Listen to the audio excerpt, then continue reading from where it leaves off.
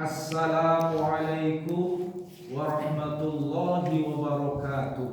Waalaikumsalam warahmatullahi wabarakatuh. Alhamdulillahi rabbil alamin wal aqibatu lil muttaqin wala udwana illa 'alal zalimin.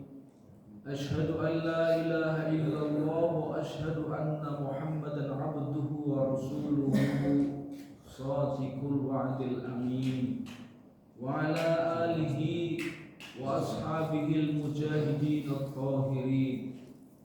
Faqad qala Allah ta'ala fi kitabihil karim, a'udzu billahi minasy syaithanir rajim. Ya ayyuhalladzina amanu la tattakhidul yahuda wan nasara awliya ba'dhum awliya'u ba'd wa may yatawallahum minkum fa innahu minhum innallaha la yahdil qawmadh dhalimin. Wa qala an-nabiy sallallahu alaihi wasallam, kullu ummati yadkhuluna al-jannata illa man amana. Qila wa man ya'ba ya Rasulullah? Qala wa man ata'ani dakhala al-jannah wa man 'asani faqad aba. Shadaqallahu al-'azim wa sadaqa rasuluhu an-nabiyyul karim wa nahnu 'ala dhalika minasy syahidin wasyakirin. Walhamdulillahi rabbil alamin. Amma ba'd. Hadirin sidang jamaah salat subuh Masjid Al-Lafali, Kelurahan Karangwangkal, Purwokerto, Banyumas, yang dimuliakan Allah Subhanahu wa taala. Rasa syukur kita panjatkan kepada Allah Subhanahu wa taala, karena Allah Subhanahu wa taala telah memilih kita menjadi hamba yang diberikan oleh Allah Subhanahu wa taala kemampuan untuk hadir memenuhi panggilannya, untuk menjadi tetamu-tetamunya. Dan lebih dari semua itu, kita diberikan kekuatan untuk bisa duduk dalam taman-taman surga, dalam majelis-majelis zikir. Kemudian kita bisa bersama-sama belajar untuk mengkaji firman-firmannya, pesan-pesannya, informasi yang disampaikan melalui Al-Quran, mukjizat terbesar yang pernah Allah berikan kepada Nabi Muhammad SAW, mukjizat terbesar daripada mukjizat yang diberikan oleh Allah kepada para nabi. Hadirin rahimani rahimakumullah, kalau mukjizat yang Allah berikan kepada para nabi itu kebanyakan ditunjukkan kehebatan nabi itu terhadap kaumnya. Bagaimana mukjizat yang diberikan Allah kepada Nabi Musa, ya, tongkat berubah jadi ular. Mukjizat yang Allah berikan kepada Nabi Isa, bisa menghidupkan orang mati dengan izin Allah. Bukan. Mukjizat yang diberikan kepada Nabi Ibrahim, tidak terbakar oleh api yang menyala-nyala, ya. Tapi mukjizat yang Allah berikan kepada Nabi Muhammad sallallahu alaihi wasallam adalah berupa Al-Quran, yaitu di dalamnya ada pedoman hidup dan kehidupan, ada ilmu yang sangat dalam, ada informasi tentang perkara-perkara yang terjadi sekian ribu tahun yang silam. Informasi tentang rahasia hidup dan kehidupan masa kini dan masa yang akan datang. Rahasia-rahasia alam sekitar, bahkan adalah informasi tentang kehidupan di akhirat yang tidak bisa dijawab dengan ilmu manusia.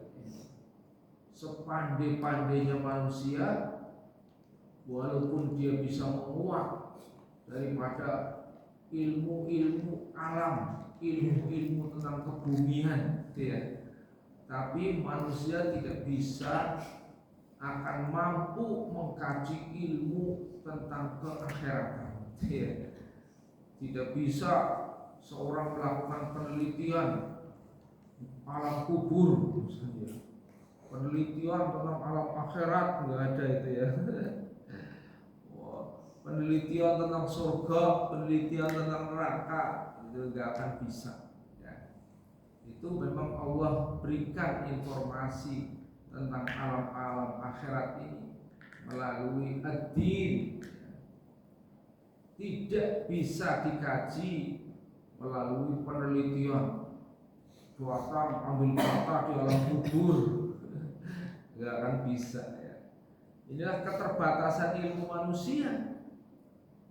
Tapi Allah Subhanahu wa Ta'ala telah memberikan ilmu itu di dalam Al-Quran. Hadirin rahimani wa rahimakumullah, salah satu ilmu yang tidak pernah akan dikuasai oleh manusia tapi Allah bocorkan, itu ilmu masih di bumi, tentang kebumian, tentang rahasia hati seseorang dan bagaimana cara menghadapinya ya. Yaitu di Suratul Maidah ayat 51 seringkali diperbincangkan, terlebih lagi ketika masa-masa akan pemilu gitu ya, memilih pemimpin.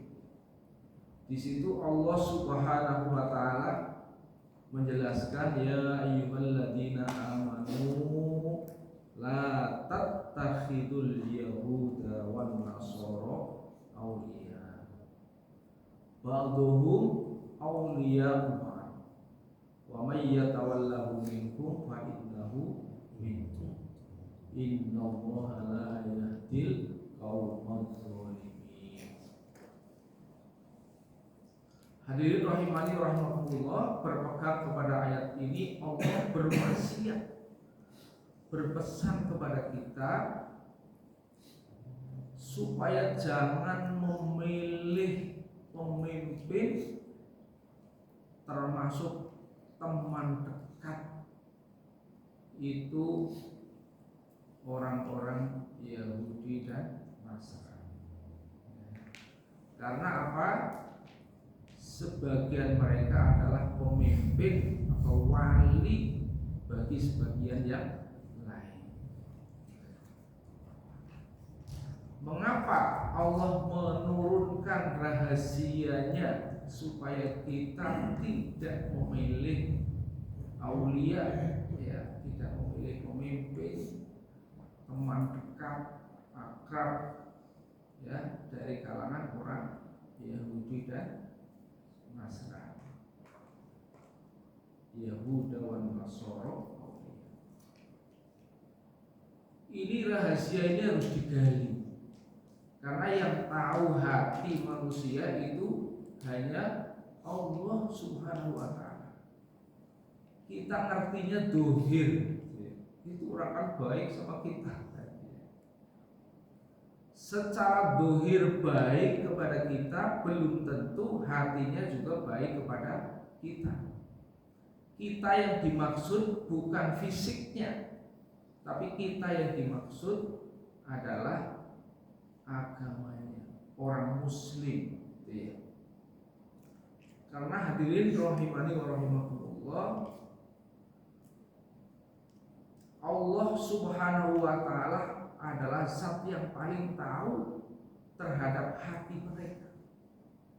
Mereka tidak pernah akan rindu. Walan tardo angkal yahudu walan nasoro hatta tattabi'a millatahu. Mereka tidak pernah akan ridho. Ya. Mereka itu siapa? Yahudu wan Nasara. Orang Yahudi dan Nasrani tidak pernah akan ridho kepada kalian, sehingga kalian mengikuti milah-milah mereka, mengikuti jalan hidup mereka. Ini yang perlu digarisbawahi, bahwa mereka itu sangat kuat mengakar ya, hidupnya untuk mempengaruhi milah ya, jalan-jalan hidup supaya menjadi tersesat ya. Mereka itu sudah dinas dalam Quran ya, suratul Fatihah ya, ghairil maghdubi alaihim walad dhalin, kan gitu ya. Kita minta kepada Allah satu konsekuensi jalan yang lurus, ihdinas siratal mustaqim. Dan permintaan ini itu adalah permintaan wajib yang harus kita ulang-ulang dalam sehari minimal 17 kali. Kalau kurang dari 17 kali berarti ada sholat kita yang tidak sah. Karena doa ini melekat pada suratul Fatihah yang wajib dibaca untuk setiap rakaatnya, kan gitu. Ihdinas siratal mustaqim. Dan tidak berhenti di ihdinas siratal mustaqim, diberi penjelasan oleh Allah dengan sangat gamblangnya. Siratal ladzina an'amta 'alaihim minan nabiyyin wasiddiqin wasyuhada wassolihin wa hasuna ulaika rafiqa ya. Jalan yang lurus adalah jalannya para nabi, para siddiqin, para syuhada, pada para sholihin. Mereka adalah teman-teman yang baik yang akan menemani kita. Teman kita mencari teman, mencari siapa orang yang pantas kita gauli ya. Orang yang pantas kita teladani ya.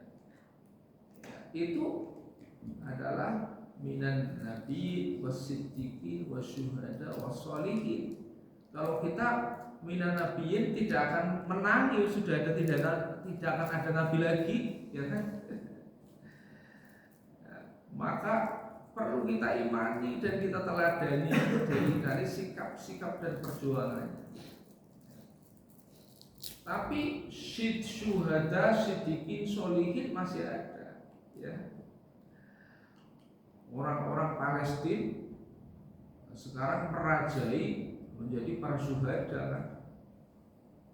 Mereka diserang, dibombardir ya. Karena sesungguhnya agamanya, orang-orang mukmin, orang-orang sholih ya masih banyak. Itulah sesungguhnya yang harus kita kejar mereka agar kita mendapatkan salah satu dari sifat-sifat mereka itu. Dan dijelaskan lagi ghairil maghdubi alaihim, bukan jalannya orang-orang yang Allah murka kepadanya. Semua tafsir Al-Quran, tafsir mulai dari Jalalain sampai tafsir Al-Manar, semua tafsir Ibnu Katsir, semua tafsir Al-Quran itu mengatakan yang namanya maghdub, orang yang dimurkai itu adalah orang Yahudi. Waladhdallin, dan orang-orang yang tersesat. Dan orang-orang tersesat menurut tafsirul Quran, tafsir apa saja itu ya orang Nasrani.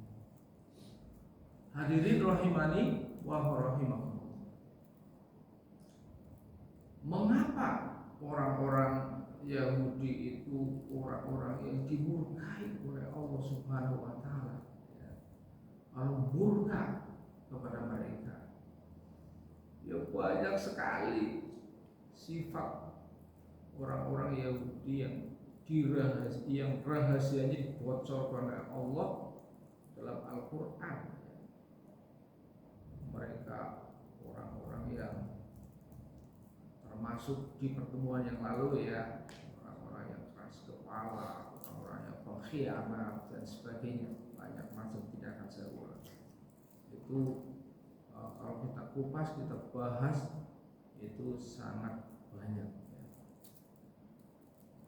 Dan salah satu dari mereka, salah satu dari sifat mereka itulah bahwa mereka itu berkhianat kepada Allah Subhanahu wa taala, dan orang yang paling keras menentang Allah dan Rasulnya. Ya. Kenapa? Ya.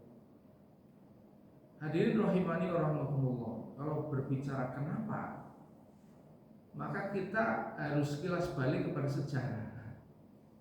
Dulu nabi-nabi turun ya, diturunkan itu ya, itu kebanyakan kepada kaum ya. Kalau nabi-nabi terdahulu itu seruannya ya qaumi ya. Qala ya qaumi ubudullaha ma lakum min ilahin wa min ilahin wa. Jadi qala ya qaumi, karena apa? Sebelum datangnya Nabi Muhammad itu agama-agama terdahulu itu diturunkan kepada kaum-kaum tertentu ya. Oleh karena itu seruan para nabi terdahulu biasanya qala ya qaumi ya qaumi ya qaumi ya bani Israil dzkuru nikmati allati an'amtu 'alaikum ya bani Israil dan bani Israil. Intinya seruan nabi-nabi terdahulu itu pada kaum ya, kaum tertentu. Sedangkan Allah Subhanahu wa taala memilih Nabi Muhammad sallallahu alaihi wasallam. Jadi keturunan Nabi Ibrahim sebenarnya kan, Nabi Ibrahim kemudian punya anak Ismail dan Ishak ya. Dari keturunan Ismail sampai kepada Nabi Muhammad, dari keturunan Ishak ya, sampai kepada Isa gitu kan. Nah,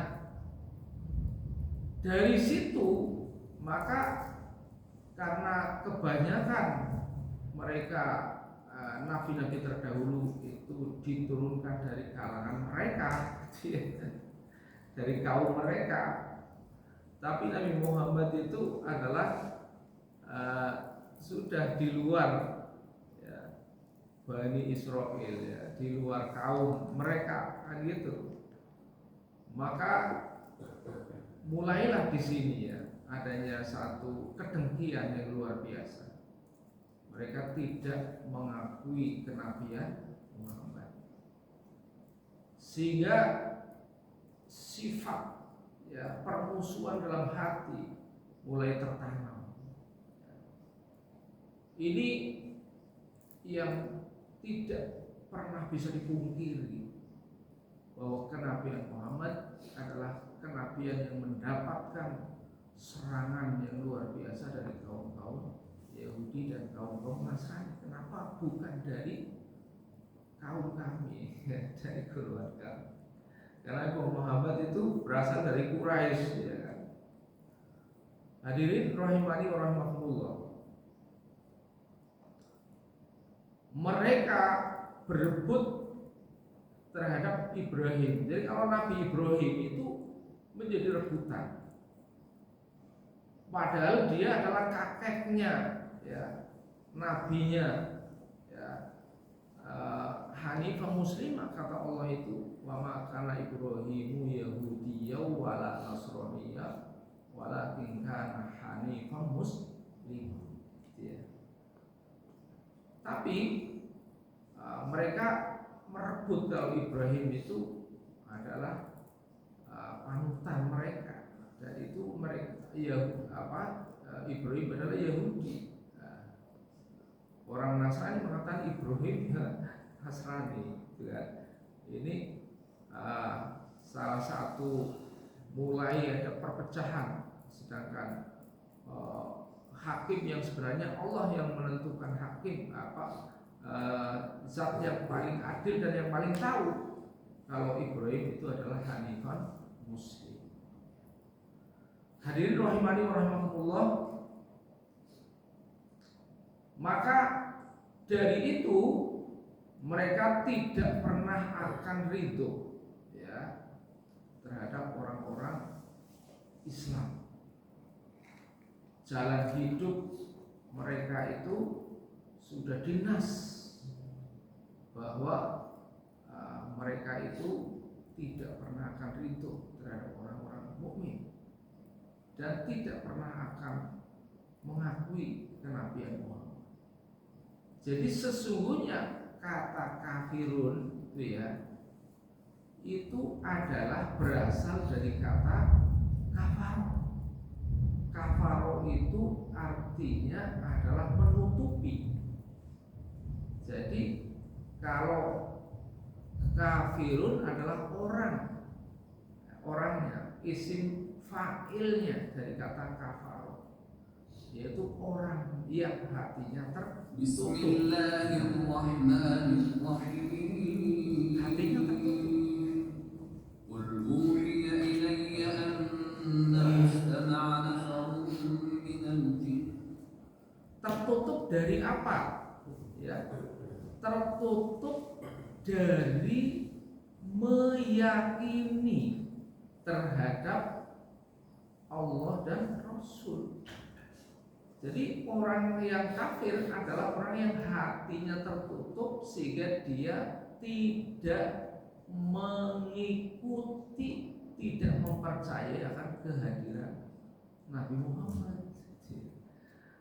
Kalau terhadap Allah itu mereka yakin, gitu ya. Tetapi kedengkian dalam hatinya itu yang tidak mau mengakui kenabian Muhammad SAW. Andai saja mereka mau meyakini kehadiran Nabi Muhammad, sesungguhnya tidak disebut sebagai kafir. Kalau orang Muslim itu mengakui adanya nabi-nabi terdahulu, mulai Nabi Adam, Idris, Nuh, Hud, Saleh dan seterusnya, Nabi Musa, ya, Nabi Isa, mengakui. Tetapi mereka tidak mengakui ada Nabi Muhammad, ya, tidak mempercayai Nabi Muhammad. Ini masalahnya situ sebenarnya. Sehingga itulah yang disebut dengan ingkar, ya, kafir. Maka sikap kita itu la tattahidul yahuda wan nasara awliya. Jangan sekali-kali kalian memilih aulia, memilih pemimpin, teman dekat dari kalangan orang-orang Yahudi dan Nasrani. Itu ba'dhum aulia umat. Karena apa? Sebagian mereka menjadi pemimpin, menjadi wali bagi sebagian yang lain. Nanti ketika mereka menjadi pemimpin kita, mereka membuat keputusan-keputusan yang tidak adil.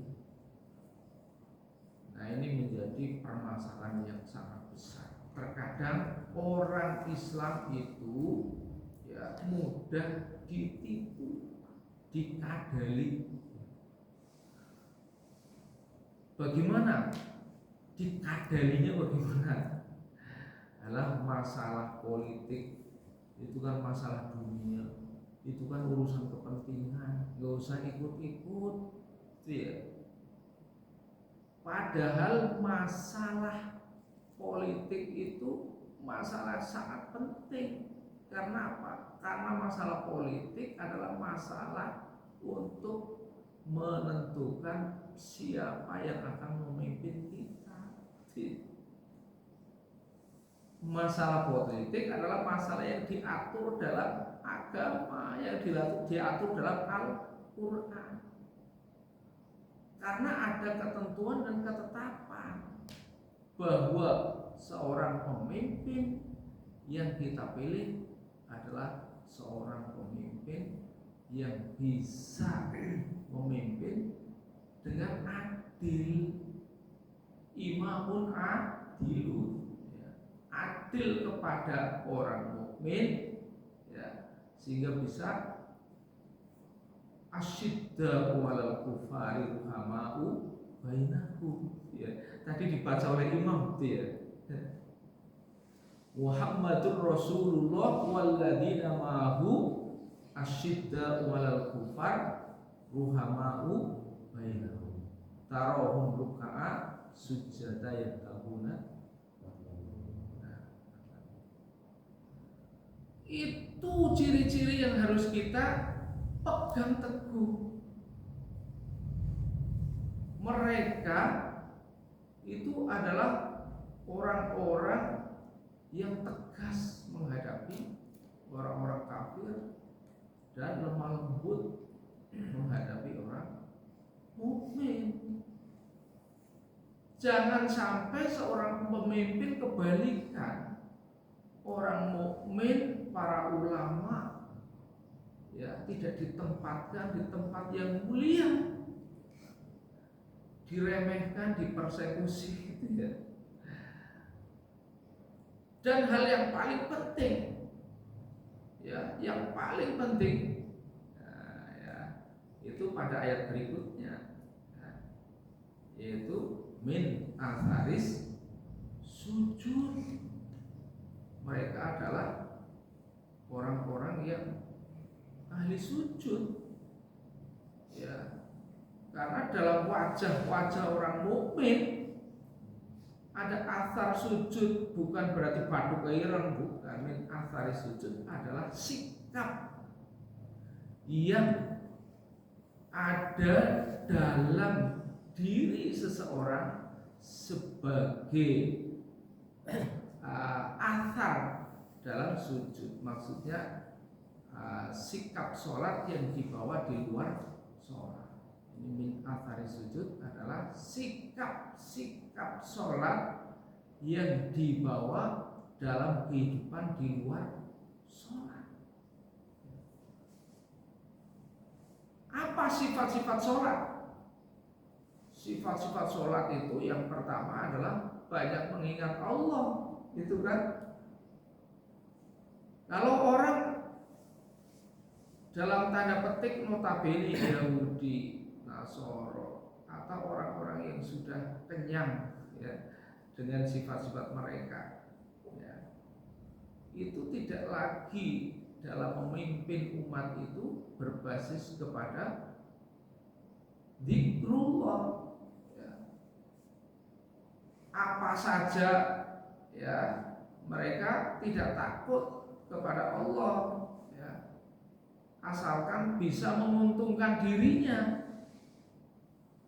Ini kalau orang memimpin itu tidak berbasis pada zikrullah, tidak ada rasa takut kepada Allah, membuat keputusan politik yang tidak diwarnai dengan zikrullah, maka semua keputusan politik akan dibawa kepada kepentingan diri dan golongan, bukan kepentingan Islam.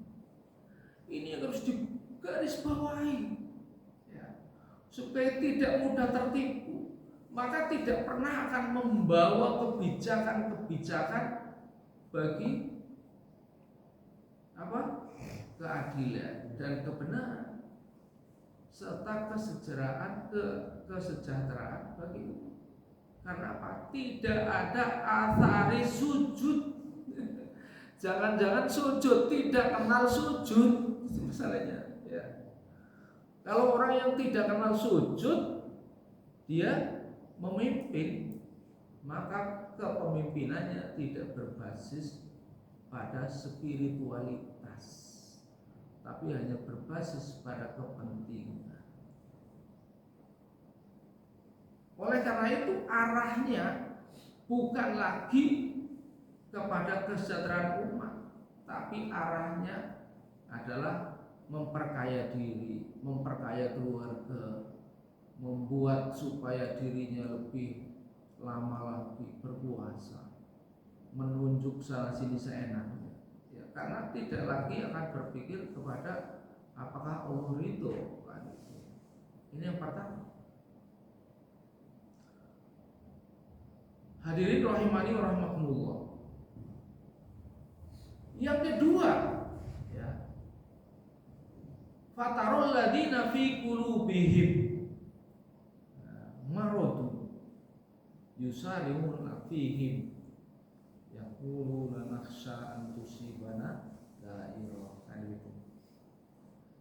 Bukan mereka saja, di sekeliling mereka ada orang-orang yang hatinya ada penyakit, di kalangan orang-orang munafik. Jadi orang-orang munafik akan mengejar mereka, ya, membisikkan kepada mereka. Orang-orang munafik itu adalah orang-orang yang di hadapan kita wajahnya manis, ya, pura-pura membela, membantu, ya, tetapi hatinya adalah mereka menyerang. Hatinya mereka sangat benci, gitu kan? Dan itu sesungguhnya teman-teman dekat mereka itu jadi ini dibocorkan oleh Allah rahasianya ini, ya. Ini susah, ya. Apabila mereka dekat, ya, mendekati orang beriman, alladzina yatarabbasuna bikum fa in kana lakum fathun minallahi qalu, ya, ketika mereka dekat, ya, secara fisik orang mukmin itu menang, mereka mengatakan kami bersama engkau, gitu. Tapi ketika orang kafir itu menang, itu, ya, mereka akan mengatakan bahwa kami mendekati orang mukmin itu kan sesungguhnya hanya memperolok-olok saja. Kami sesungguhnya bersama. Ini luar biasa. Orang-orang munafik itu akan memberikan pengaruh yang sangat besar karena hati mereka ada penyakit. Jadi yang dikejar hanya dunia, gitu, ya. Orang munafik itu yang dikejar hanya dunia. Jadi mereka akan wait and see, ya. Akan mencari, melihat nanti kira-kira siapa yang akan menguasai, saya dekat dengan dia, ya. Nanti akan kalau dia menguasai saya akan dekat dengan dia. Kalau dia menang saya akan, nah, itu tuh orang-orang munafik, ya, di situ akan main. Inilah perhelatan yang sangat sengit sesungguhnya, ya. Mencari pemimpin haruslah orang-orang yang azillatin 'alal mu'minina a'izzatin 'alal kafirin yujahiduna fi sabilillahi wa la yakhafuna laumata laim. Dzalika fadlullahi yu'tihi may yasha wallahu wasi'un alim. Hadirin rahimani rahimakumullah, mereka itu orang-orang yang lemah lembut terhadap orang yang mukmin. Bukan sebaliknya. Bahkan yang paling keras ya diingatkan oleh Allah itu kan di dalam ayat berikutnya itu tadi, ya ayyuhalladzina amanu may yartadda minkum an dinihi fasawfa ya'tillahu biqaumin yuhibbuhum wa yuhibbuna. Nanti ketika orang Islam itu tidak peduli dengan akidah dan keyakinannya di dalam memilih pemimpin, maka persoalan akidah akan menjadi masalah yang sangat luar biasa. Mereka itu tidak peduli murtad atau tidak, itu tidak lagi dipedulikan, asalkan mendapatkan kemenangan dari dunia. Mayyartadda minkum an dini, maka ketika orang sudah murtad, baik yang disengaja maupun yang tidak disengaja, karena akidah Islam tidak menjadi pertimbangan lagi gitu ya. Kalau orang memilih itu kan kepentingannya dapat dunia. Nah, dia harus bagaimana mengikuti apa yang itu tidak menjadi pertimbangan, beli kan gitu ya. Maka Allah akan gantikan kaum yang mencintai Allah dan Allah pun mencintai mereka. Inilah hadirin rahimani wa rahimakumullah. Jadi kalau begitu sederhananya, kalau akan memilih pemimpin, lihatlah siapa mereka. Apakah ada tanda-tanda athari sujud atau tidak. Kalau tidak ada tanda-tanda athari sujud, ya tidak ramah kepada orang mukmin. Mereka membuat keputusan-keputusan politik, keputusan-keputusan yang tidak berpihak dengan keadilan, dengan kebenaran, ya, maka jangan kita pilih. Kita pilih yang atharis sujud, dan gitu. Maka di zaman Nabi ada seorang yang dipilih menjadi pimpinan departemen pertanian. Itu dari kalangan budak itu. Kemudian ditanya itu, ya, di zaman Umar ya, Khalifah Umar, kenapa engkau pilih pemimpin padahal dia seorang budak? Maka dia katakan karena dia tekun sholatnya. Karena apa? Orang yang tekun sholatnya, athari sujudnya, dia amanah. Oh, dia orang amanah. Karena apa? Bisa menjaga, membawa sifat sholat dalam kehidupan di luar sholat. Orangnya amanah. Maka itulah salah satu pertimbangannya, supaya kita tidak terjebak ya ke dalam orang-orang yang blunder, orang-orang yang hanya dimanfaatkan oleh orang lain, tapi diri kita dalam keadaan menderita. Ya, naudzubillah min dzalik. Semoga Allah Subhanahu wa taala memberikan kekuatan kepada kita untuk bisa menentukan kebenaran. Sebab akan datang orang yang ya tidak peduli baik buruk benar salah, asalkan menang. Nanti suatu hari pasti akan Anda lihat orang yang hadir ke Anda di waktu subuh, ya. Dia memberikan telur, memberikan mie, memberikan uang. Nanti pilih saya. Ya, itu bukan itu. Itu orang-orang yang gila kepada dunia dan jabatan. Sedangkan kita harus istiqomah memilih kepada orang-orang yang benar, orang yang lurus, orang yang adil, orang yang jelas jejak rekamnya untuk membangun negeri, membangun bangsa, supaya kita tidak lagi dikadali. Terima kasih atas perhatian. Mohon maaf atas kekurangan. Billahi taufiq wal hidayah. Wassalamualaikum warahmatullahi wabarakatuh. Waalaikumsalam warahmatullahi wabarakatuh.